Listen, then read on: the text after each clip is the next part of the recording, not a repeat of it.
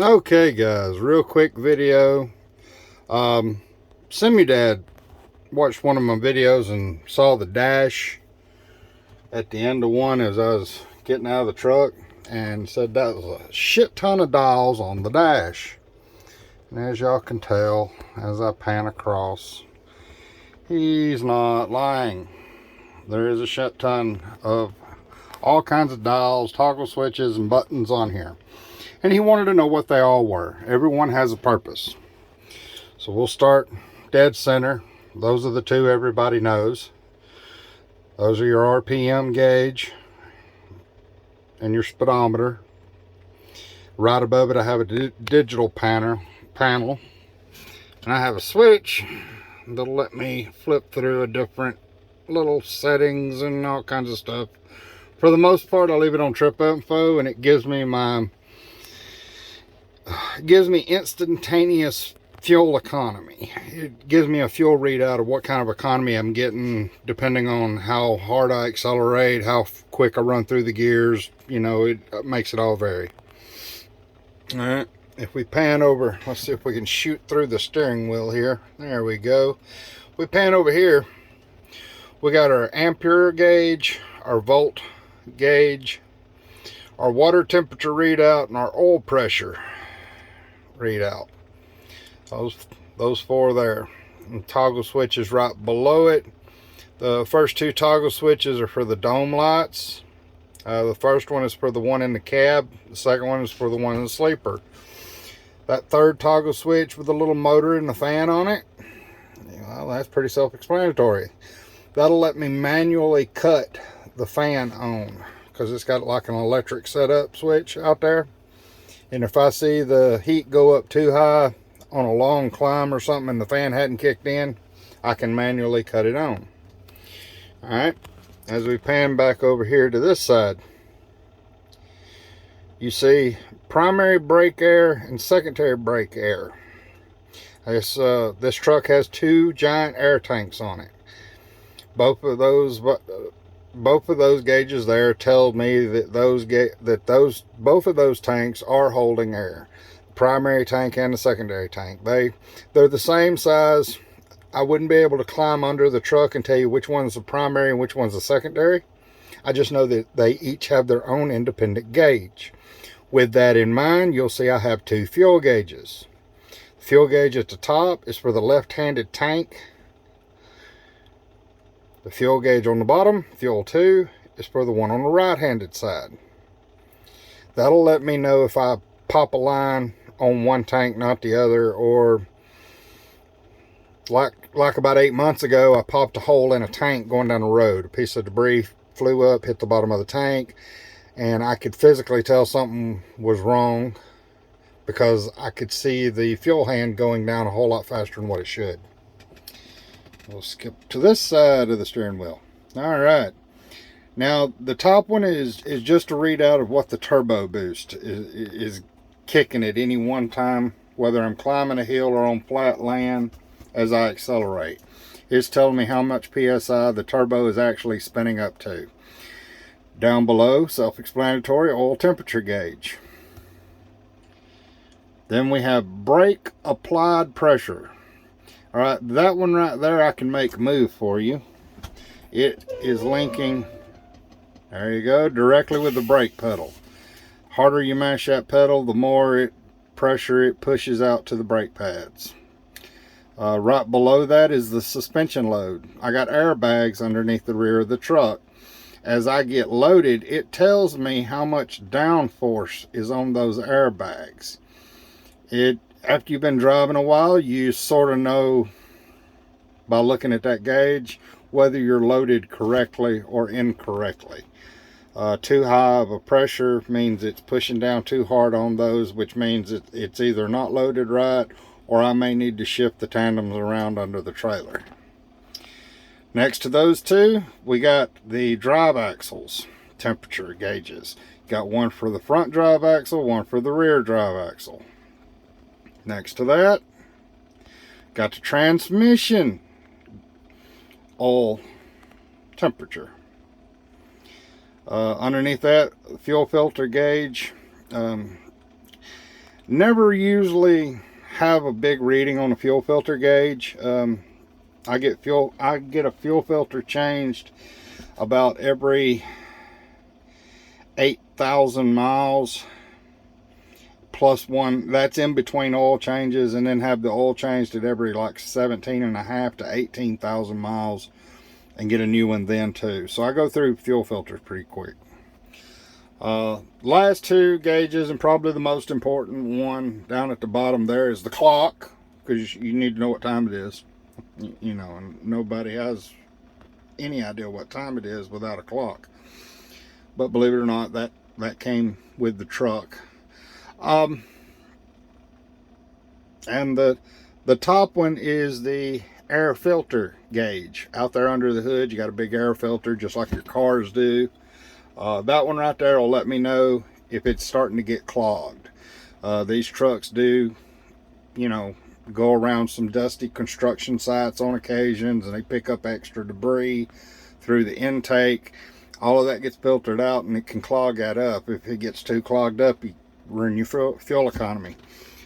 Underneath here, all those toggle switches. As you can tell, these over here, not listed as any. Well, if I can get them to come in clear. I don't know if you're seeing them clear or not, because I sure as heck ain't. Those four there are spares. They are not hooked to anything. Starting right here, we have our four-way flasher. That's to turn our four-ways on. Here's our Jake brake switch. You'll notice I've done some customizing. I took baby girl's black fingernail polish and painted over that. These, that's not all that harsh. But these here have green lights, and whether you can tell it or not, that is blinding to the eyeball after dark. So I have blacked out the green. This in here is your stage selector. Don't mean to be flipping y'all off. This is stage selector for the Jake brake. So you got stage 1, 2, and 3. Here's your cruise control to cut off or on, set, and resume. Set is also to slow down. Every time you mash this one time at the top, it goes down 1 mile an hour.